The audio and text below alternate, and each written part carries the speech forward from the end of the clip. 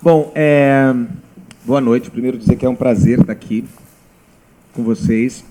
Eu gosto muito de fazer esse tipo de trabalho, porque eu acabo aprendendo muito também com vocês e da maneira como vocês se expressam. Eu me vejo muito assim em vocês. Então, o prazer é todo meu e eu é que agradeço a oportunidade de estar aqui com vocês. O que eu queria falar para vocês é o seguinte: eu acho que eu primeiro preciso começar com a minha trajetória, assim, por que eu cheguei no teatro musical, como que eu cheguei no teatro musical.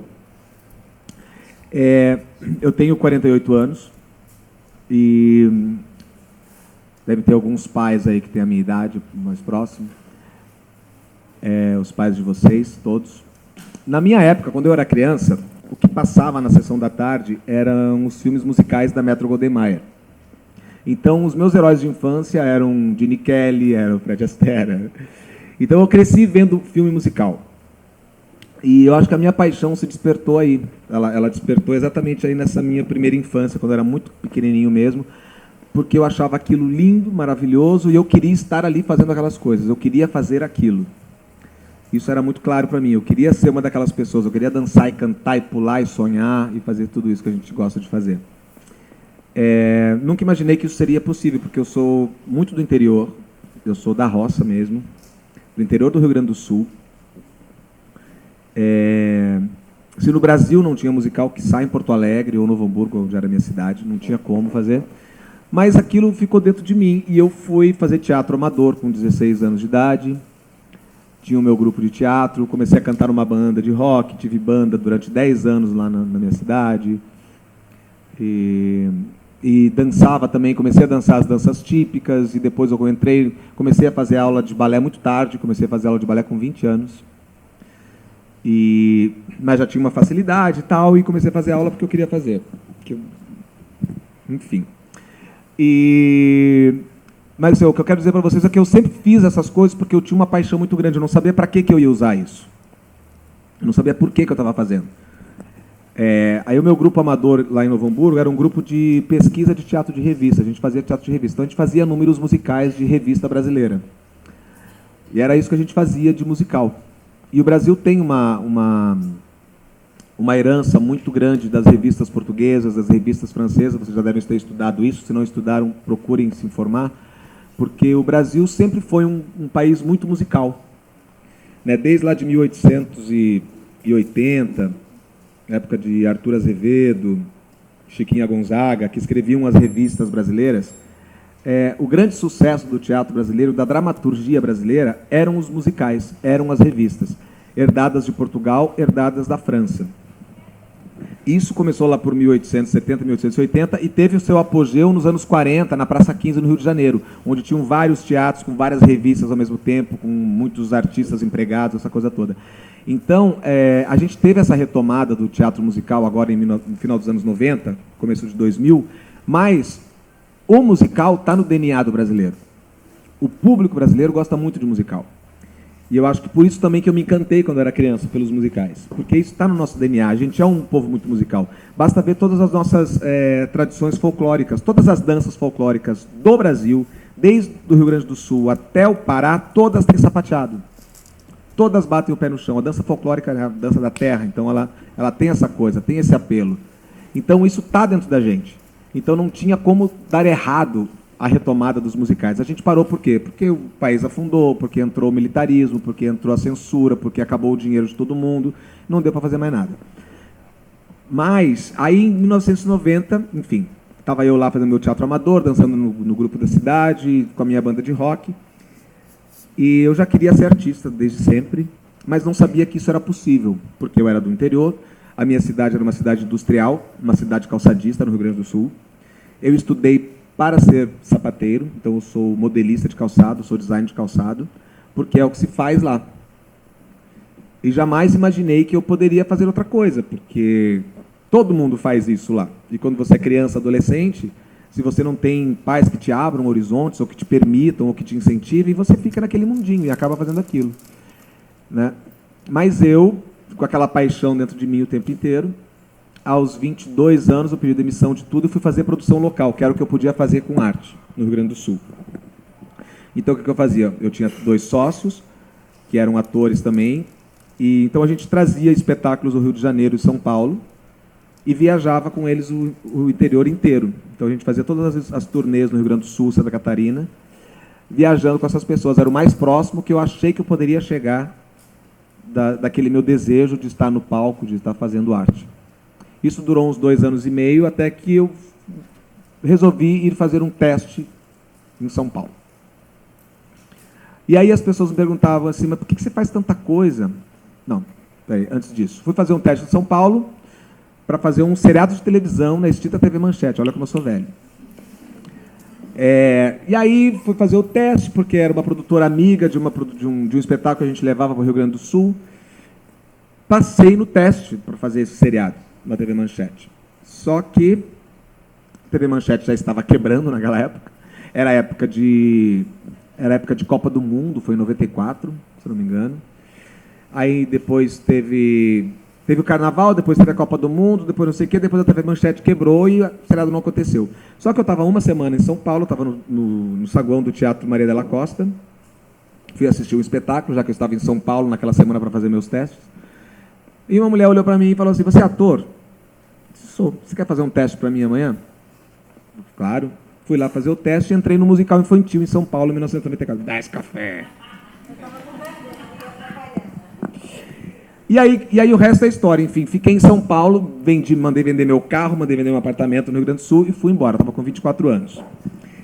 Uma vez em São Paulo, o espetáculo durou 4 anos. Já tinha acabado o dinheiro do carro, já tinha acabado o dinheiro do apartamento. Estava duro, aceito. Dinheiro para tomar uma Coca-Cola.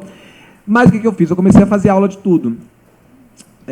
Antes de começar a trabalhar como garçom em São Paulo para pagar minhas aulas e para pagar minha vida, eu não tinha dinheiro para ir para aula de balé de ônibus, para vocês terem uma ideia. Eu ia a pé, andava 2 quilômetros para fazer aula, mas eu tinha uma vontade, eu tinha um desejo de estar fazendo aquela aula.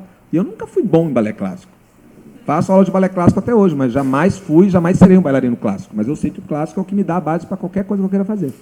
Então eu faço aula de clássico, e é uma coisa que me alimenta, que me deixa muito feliz. Enfim, fui trabalhei de garçom 1 ano e meio, até que eu consegui um emprego numa companhia de teatro infantil ainda, em 96, 97, por aí. Não precisei mais trabalhar de garçom. Então comecei a viajar a São Paulo, viajei o Brasil inteiro com um espetáculo infantil, com uma companhia que tinha. Só que eu fazia aula que nem um maluco. Eu fazia aula de canto, eu fazia aula de sapateada, eu fazia aula de dança, eu fazia aula de balé, eu fazia aula de jazz. Se tivesse aula de dança do ventre, eu fazia. Qualquer coisa eu fazia. Aí ia procurar curso livre. Lá em São Paulo tem muito curso que a prefeitura oferece gratuitamente, né? Fazia todos. E eu lembro que eu morava com outros 2 amigos meus, dividia apartamento, e eles me perguntavam assim, pelo amor de Deus, por que você faz tanta coisa? O que você quer fazer? Você quer atuar? Você quer dançar? Você quer cantar? Afinal de contas. Não existia musical. Eu não sei, eu quero fazer as 3 coisas. Eu não quero ser médico e ator, dentista e ator, engenheiro e ator. Eu quero ser ator e bailarino. Dá licença, né? E eu conheço um monte de dentista ator que faz musical pra caramba, juro pra você. Mas, enfim, as pessoas não entendiam, nem eu entendia por que eu fazia aquilo tudo. Também não sabia para que eu ia usar aquilo, porque eu não ia usar aquilo. Mas eu tinha vontade de fazer, porque eu acho que lá na minha infância aquilo ficou dentro de mim. Até que acontece o Ranch em São Paulo. A gente vinha aí de um hiato desde os anos 50, 60, com algumas peças musicais que aconteciam, né? Bibi Ferreira fez as coisas do Chico Buarque, depois fez Piaf, depois fez Amália Rodrigues. A Cláudia Raia fazia os musicais dela, que ela já fazia, que era uma mistura de teatro de revista, pegava uma cena da Broadway e ia misturando já para... Né? Ela é uma grande responsável pela volta dos musicais, para o povo acordar para isso de novo. Fez vários espetáculos musicais, produziu coisas que ela não atuou. Até que em 99 teve teste para o Rent, que foi uma companhia internacional, que era a Companhia Internacional de Entretenimento, que era uma companhia mexicana, que resolveu apostar no público brasileiro para fazer um musical. E aí fui lá eu fazer meu teste do Rent, passei para swing. Eu não esse vídeo que circula pela internet, que tem eu fazendo o Mark, eu não passei para fazer o Mark, porque quem passou para fazer o Mark é Daniel Salve, que é um ator, compositor e diretor lá de São Paulo, que ele quase fez o Rent em Nova York. E ele vivia em Nova York, então ele conhecia muito, ele foi fazer o Ranch. E aí me falaram assim, que você dança, canta e interpreta, então você vai ficar de swing, porque você é muito bom. Eu disse, oi? Acontece muito, acontece muito. Por isso que o swing, dentro de uma companhia de musical, geralmente é um dos salários mais altos do ensemble. Porque ele tem que estudar todos os papéis. Eu fazia 11 personagens no espetáculo. Então é uma figura muito, muito importante. E é uma faculdade, porque eu fiz swing para caramba. Fiz muito swing, porque como eu tinha as habilidades que precisava, eu podia ser encaixado em qualquer coisa. E sempre precisa de uma pessoa assim, esse coringão, para fazer swing. E foi uma das melhores coisas que me aconteceu. Porque eu experimentei todo tipo de personagem, todos os tipos de voz. Eu cantava barítono, cantava tenor, cantava falsete, tinha que fazer tudo. Enfim, só que nesse musical do Ranch em específico, o Dani Salve, que tinha o papel, ele fez um mês de temporada e foi fazer um espetáculo que chamava Casas de Cazuza, que ele era o diretor musical. Saiu do espetáculo e quem estava pronto era eu, caiu de bandeja para mim, caiu no meu colo o personagem. E aí eu fiz mais 5, 6 meses de temporada até acabar. E aí começou tudo. Depois do Ranch veio o Dilúvio, veio Les Miserables, e aí começou a pipocar musical. Aí não era mais só a Si que fazia. Depois a Si virou Time for Fun, a mesma empresa até hoje. Mas aí tinha o Charles Miller e o Cláudio Botelho no Rio, começando a fazer musical. Tinha uma outra produtora ali que ia fazer musical. Quando os anos foram passando, lá por 2008, 2010, tinham 6, 7 musicais ao mesmo tempo.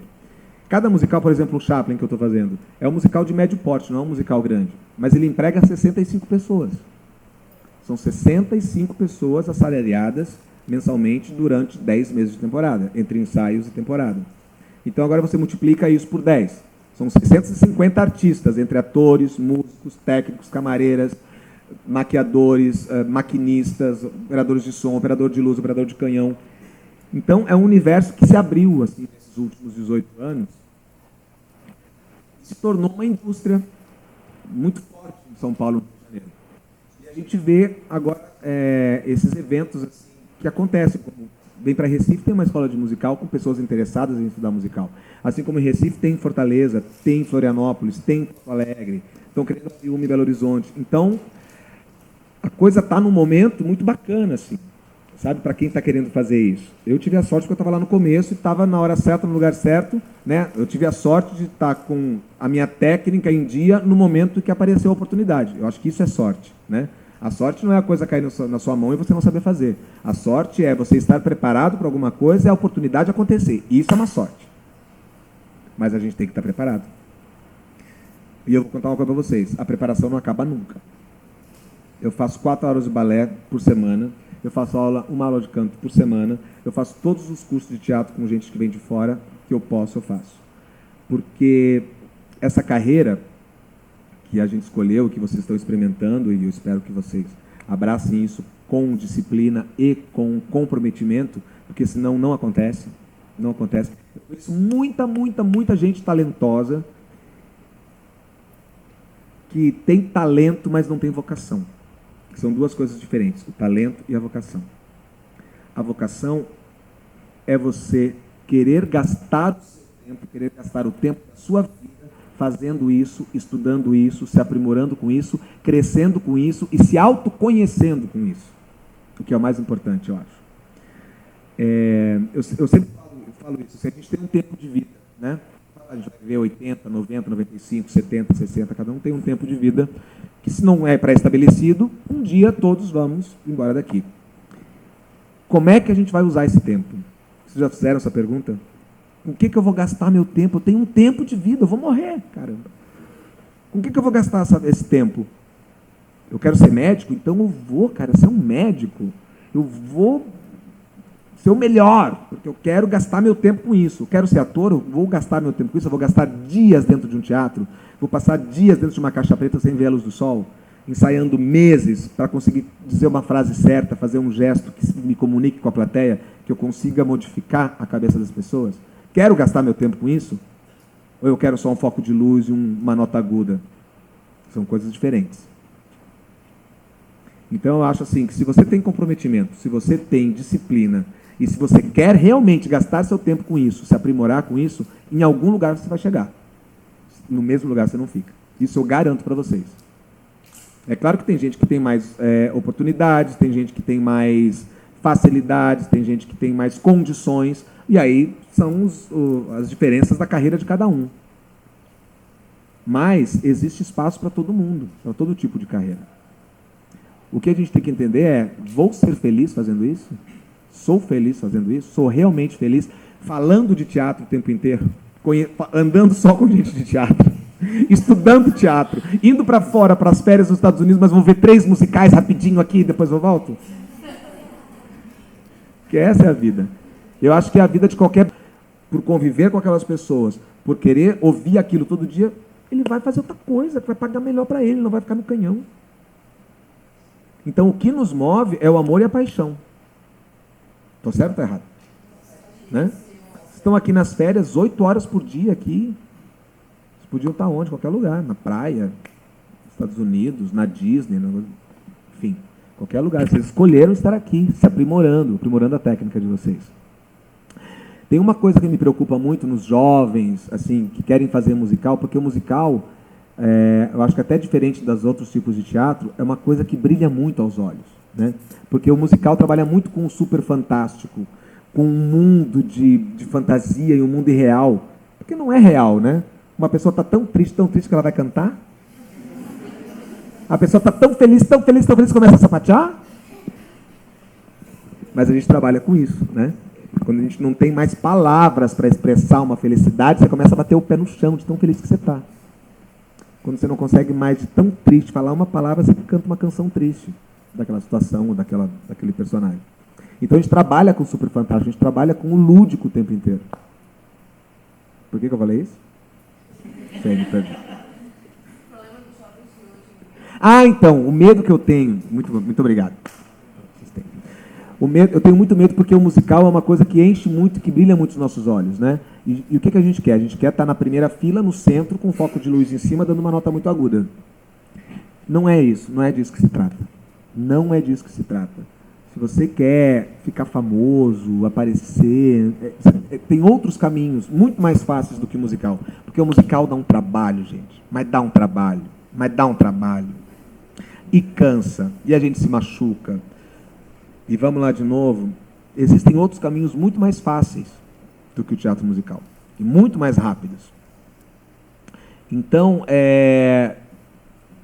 isso que a gente está fazendo aqui, por exemplo, que a gente fez aqui esses dias todos, que a gente vai continuar fazendo, são oficinas de montagem, certo? Então, vocês vão aprender uma música, vão aprender uma coreografia, vão aprender sobre aquele musical, vão aprender aquele gestual, e aquela partitura de movimentos, e aquele estilo. Mas a gente tem que cuidar muito para não pular etapa, sabe? A gente tem que começar do começo, porque senão a gente fica com uma carreira manca. Então a gente tem que sempre primeiro entender o que a gente faz é teatro musical. A gente não faz ópera, a gente não faz dança contemporânea, a gente não faz teatro sei lá, comédia dell'arte, a gente faz teatro musical, mas existe a palavra teatro antes do musical. Nós somos atores. Temos que ser atores. Antes de ser, somos atores que cantam muito bem e que dançam muito bem. Mas a gente tem que dançar com a cabeça do ator e cantar com a cabeça do ator. Porque a gente tem que comunicar uma história, a gente tem que contar uma história, a gente tem que cantar uma história, a gente tem que dançar uma história. A gente não pode ir lá se mexer, bater braço e perna, jogar a perna aqui em cima e não dizer nada, não se comunicar com o público.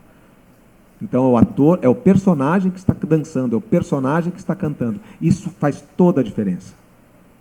Então, o que me preocupa muito, assim, quando eu dou o curso de montagem, que a gente aprende uma coisa, eu preciso deixar claro para vocês que vocês precisam estudar cena, precisam estudar teatro, precisam conhecer os autores, precisam conhecer os estilos de teatro.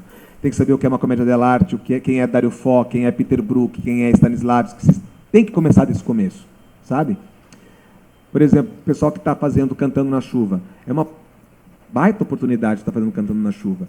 Mas vocês, coitados, foram atirados à jaula do leão. Vocês têm que aprender uma coreografia sem saber o nome de um passo. Sem saber o que é um tap, o que é um step, o que é um ball change, o que é um hop, o que é um hip. Que vai fazer toda a diferença na vida da gente. Então, temos que voltar a alguns passos agora, que descobrimos, que gostamos disso, queremos fazer isso. Vamos começar certo. E vamos se aprimorar de uma maneira consistente, com alicerce, sabe? Tem que fazer aula de canto, tem que saber ler música. É muito serviço. Mas é bom pra caramba, é muito bom. E existe um mercado que absorve pessoas competentes com a técnica apurada, mesmo. Então, é isso que a gente tem que ter, esse é o meu maior recado que eu posso dar para vocês, assim. Estudem, estudem, estudem, estudem, estudem, estudem, estudem. Sabe? E não é repetir. Vai fazer uma aula de canto? Eu sempre digo, a maior coisa que o meu mestre de canto e meu mestre de dança me deram, por exemplo, foi mais o canto do que a dança ainda. Porque alguns personagens eu comecei pelo canto, comecei pela voz antes de ir para o corpo, antes de ir para a dança. O MC do Cabaré, por exemplo. O MC, eu fiz primeiro a voz. A primeira coisa que apareceu foi a voz do personagem. Foi como é que ele cantava, como é que ele falava, como é que ele se expressava vocalmente. Da voz veio o corpo. Do corpo veio a intenção. Então, há vários caminhos de você construir um personagem. Mas, assim, o canto, a gente tem que cuidar para não repetir. Só repetir o vocalize e repetir a música. A gente tem que entender como que a gente canta. Porque eu posso dizer, apoia, abre a laringe e sobe o palato. Tá bom, estou fazendo tudo isso, mas não está acontecendo. Então, talvez eu sempre digo, professor de canto é que nem terapeuta, você tem que achar o seu. Você tem que ver qual que vai se comunicar com você. Se você se comunica por imagem, se você se comunica muscularmente. Para bailarino, por exemplo, quem dança, o meu professor é muito bom, que é o Marconi. Porque ele fala, abre a costela, sobe o palato, abre a laringe. Eu entendo tudo muscularmente que ele está falando. Eu vou montando. Tem gente que vai por imagem. Finge que está mordendo a maçã. Finge que a borboleta está batendo no céu da boca. Então tem que ver como é que você se comunica. Porque um não vai ser igual ao outro. Ninguém é igual a ninguém. E o meu mestre de canto, ele me ensinou a me pesquisar. Então hoje eu não faço mais aula regularmente. Eu faço coach com ele. Olha, eu estou com um problema nessa passagem. Porque eu já... também 48 anos. Vocês têm o quê? 15, né? Então... eu vou me experimentando, vou resolvendo, chega uma hora que eu não consigo mais resolver. Aí eu vou para ele assim, olha, preciso fazer umas 4 aulas com você para resolver essa nota, essa passagem, essa volta para o peito, essa volta para o speak. Né? E a gente vai chegando em níveis na carreira da gente. Mas a gente tem que se experimentar, sabe? Tanto no canto, quanto na dança, quanto na interpretação. Tem que se experimentar, tem que saber do que a gente é capaz. Tem que observar, tem que assistir tudo que vocês puderem assistir, assistam. Tudo. Mas não precisa que é só musical. Todos os teatros, show de humor, palhaço, circo, para entender como é que essas pessoas lidam com o tempo. Uma das maiores escolas que tem de interpretação e de comédia, por exemplo, é assistir um clown, assistir um palhaço, ir para o circo, é ver como é que o palhaço triangula com a plateia. Isso é ouro na nossa vida. Observar isso, e dizer, caramba, olha o que o cara fez. Olha a reação da plateia, numa olhada que ele deu um chute, quem recebeu o chute faz, au! Olhou, comunicou, a criançada riu. Opa, olha o tempo que ele fez. Ele olhou, respirou, olhou. 1, 2, 3. Né? Geralmente a comédia, de palhaço também, sempre são 3. São 3 coisas que se fazem. E a piada sempre acontece na terceira. Bota a garrafa ali, ele tira. Bota a garrafa ali, tira. Na terceira a piada acontece. O que é? Eu preparo a piada, 1, 2, e chuto a gol na terceira. Então são coisas que você aprende observando. Claro que você aprende em cursos também.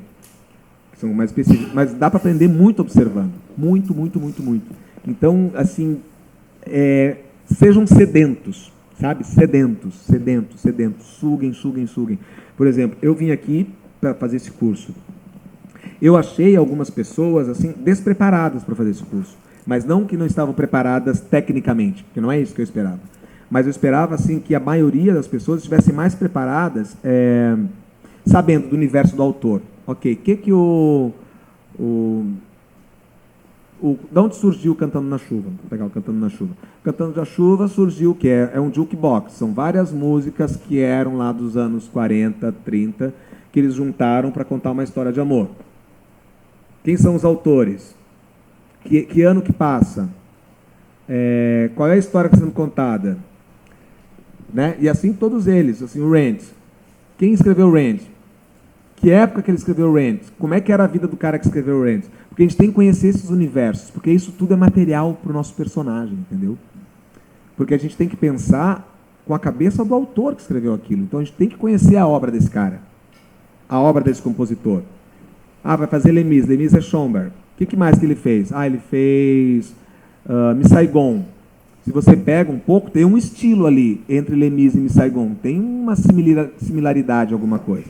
Se você pega os musicais do André Lloyd Webber, tem uma similaridade ali. Uma coisa popular que modula. Né? Mas tem uma similaridade na obra desse cara. Porque ele tem um estilo também. Ele pode escrever uma história que se passa no Sunset Boulevard e pode escrever Fantasma da Ópera, que são países diferentes, tempos diferentes, épocas diferentes. Mas tem uma similaridade nessa música, nessa composição. Então tem um jeito de cantar esse cara, que é diferente de cantar Soldenheim. Que também tem o estilo dele. Você pega ele, todas as peças, sei lá, Into the Woods, Company, tem uma similaridade nessas composições. A gente tem que saber disso. Então tem que estudar, procurar e absorver as coisas. Então, é que eu estava falando assim, porque a gente tem pouco tempo junto. Eu tenho muito mais estrada que vocês. Eu tenho muita coisa que, não para ensinar para vocês, mas vocês podem tirar coisas de mim, sabe? Então sejam mais sedentos. Me coloquem numa situação. Você acha que Sondheim, em 1974, escreveu aquilo? Eu vou dizer, caralho, não sei, não lembro. Vou dar um Google aqui para responder essa pergunta. Sabe? Sejam esse tipo de pessoa. Não é ser chato, é querer aprender, é querer saber. Tudo é conhecimento, tudo vai ficar no HD. Tudo vai ficar no HD. E você vai usar. Falando mais como da cobra. Sabe o que é o homem da cobra? Aquele cara que fica na praça pública vendendo remédio, tem uma... Fala.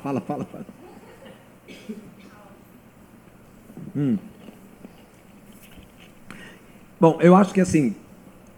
Eu acho que a gente pode abrir para perguntas e coisas, curiosidades que vocês tenham. Assim, o que eu gostaria de falar para vocês são essas coisas, assim. Primeiro, que é possível. Segundo, que é muito trabalho. Terceiro, que é bom demais. E quarto, estudem. E vai acontecer. E produzam também, sabe? Não esperem alguém chamar. Eu comecei a fazer teatro amador num grupo. Vamos experimentar, vamos criar. Ah, não dá para comprar os direitos de um musical? Vamos fazer um musical. Vamos compor, vamos falar sobre o que está próximo primeiro, para depois começar a falar sobre o que está longe. Ou então, se alguém se aventurar, já escreve uma história sobre a Irlanda. E vamos botar um sapateado. Entendeu? Mas não esperem, assim, porque isso ensina muito também. Eu produzi muito na minha vida já. Porque às vezes não dá para ficar esperando que a coisa aconteça. Então se reúnam. Nem que seja só para estudar, que não seja para colocar em cartaz. Vamos se reunir 3 vezes por semana e vamos fazer esse musical acontecer? Vamos atrás dos playbacks, vamos atrás de um trio de jazz que toca essa música sei lá, do Gershwin. Vamos fazer um musical e vamos chamar alguém que sapateia, ensina a gente a sapatear. Se reúnam, façam acontecer. Porque isso tudo é bagagem para vocês.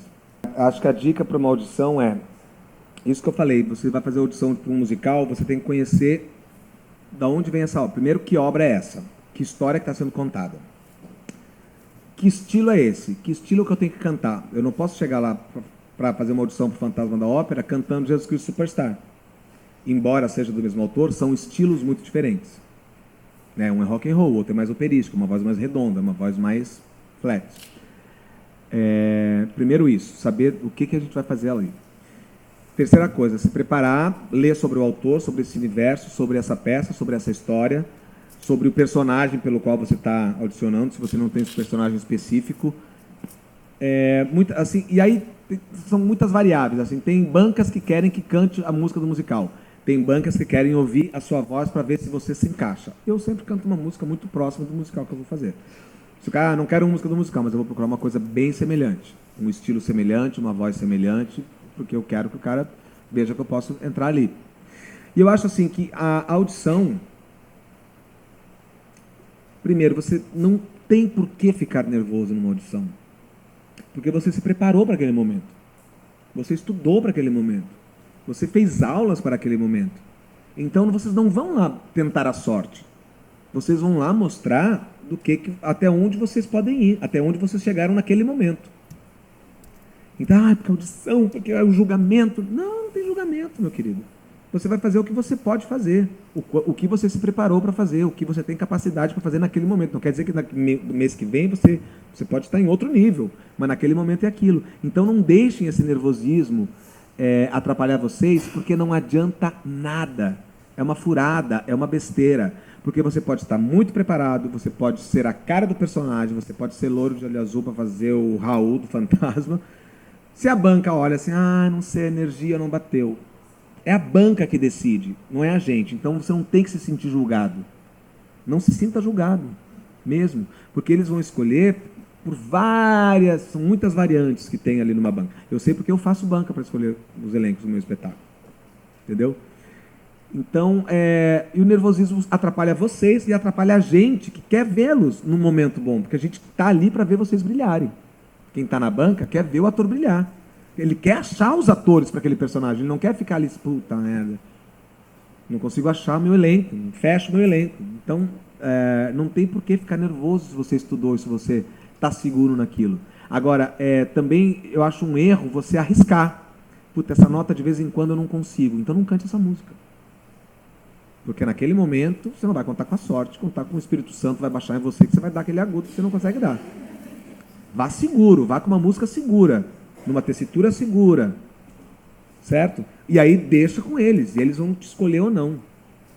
E isso muitas vezes não quer dizer com a sua capacidade, com a sua técnica, com o seu preparo. São muitas variantes. Mas é muito branco, é muito amarelo, é muito preto, é muito vermelho, é muito loiro, é muito olho muito azul. É muito alta, é muito magra, é muito gorda, é muito baixo. Mas se eu tiver a Sandy desse tamanho, eu não posso ter um Danny aqui, eu preciso ter um tênis mais alto que a Sandy. E aí, mas o baixinho canta muito melhor. Sabe assim? Então são muitas coisas que acontecem na audição. Então por isso que vocês não têm que se sentir nem rejeitados e nem julgados. Vocês vão lá se mostrar, vocês têm que mostrar a alma de vocês. É isso que a gente quer ver numa banca. Eu quero ver quem é essa pessoa que está cantando. Além da técnica dela, eu quero enxergar a alma dessa pessoa. Eu acho que a nossa profissão é uma das poucas que valorizam a experiência e o passar dos anos. Tem papel para todo mundo. Tem papel para todo mundo. Tem personagens para todo mundo. Uma obra não é feita só de gente de 16, 17, 18 anos. A não ser que você vai fazer Despertar da Primavera, mas ainda vai ter o professor, o diretor, que vai ter que ser mais velho. Né? Ou você vai... Né?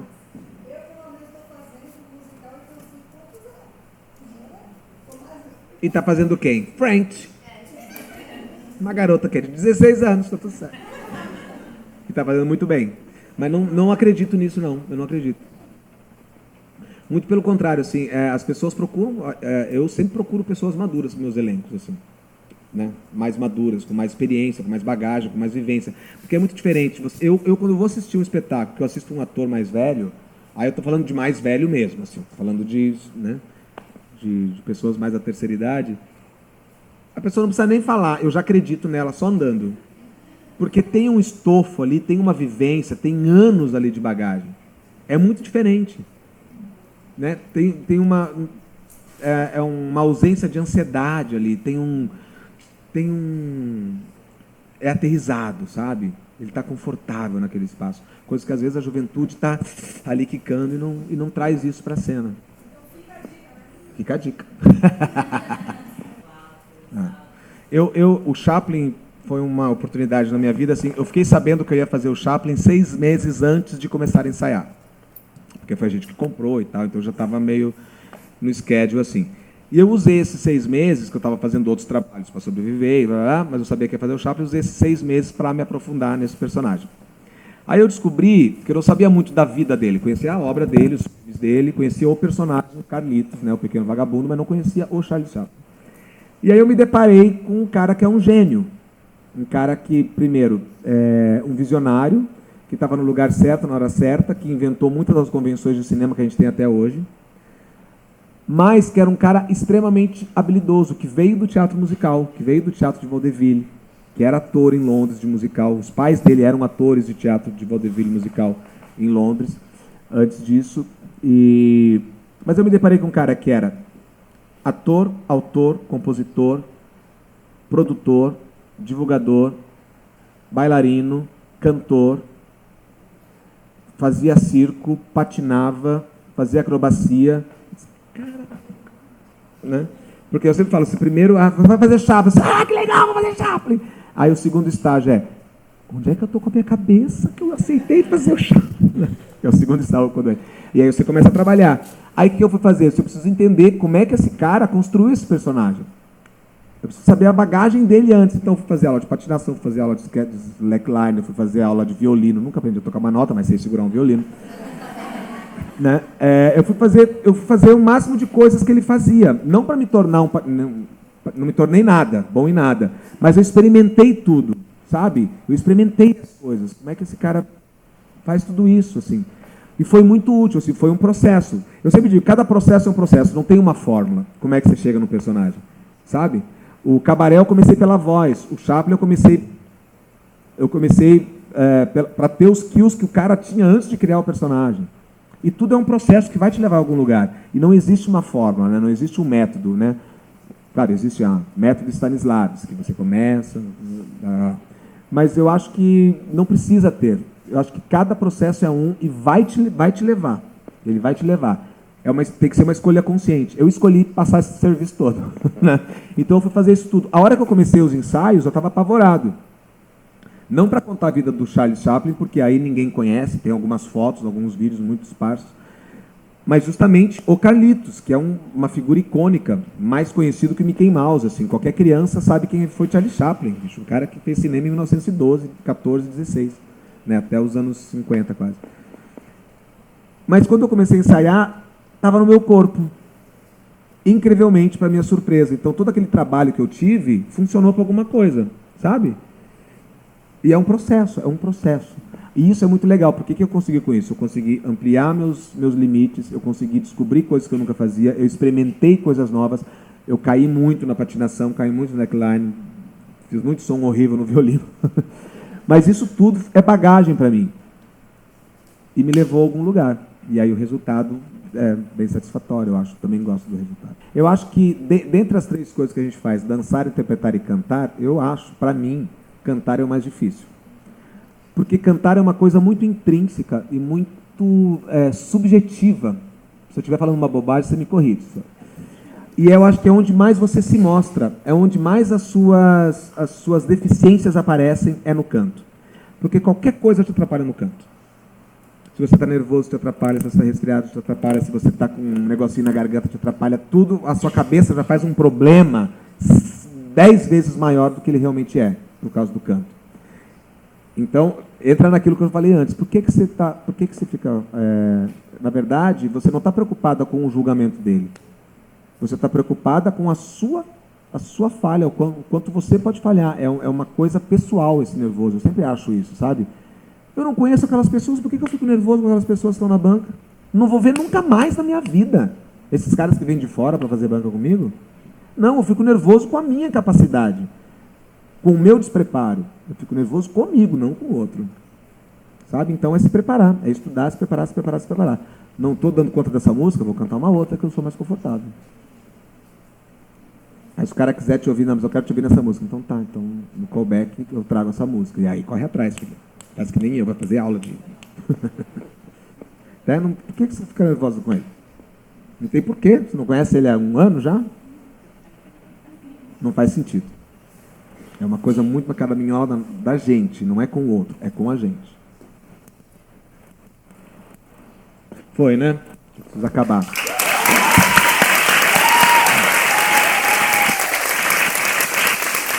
Muito obrigado, gente.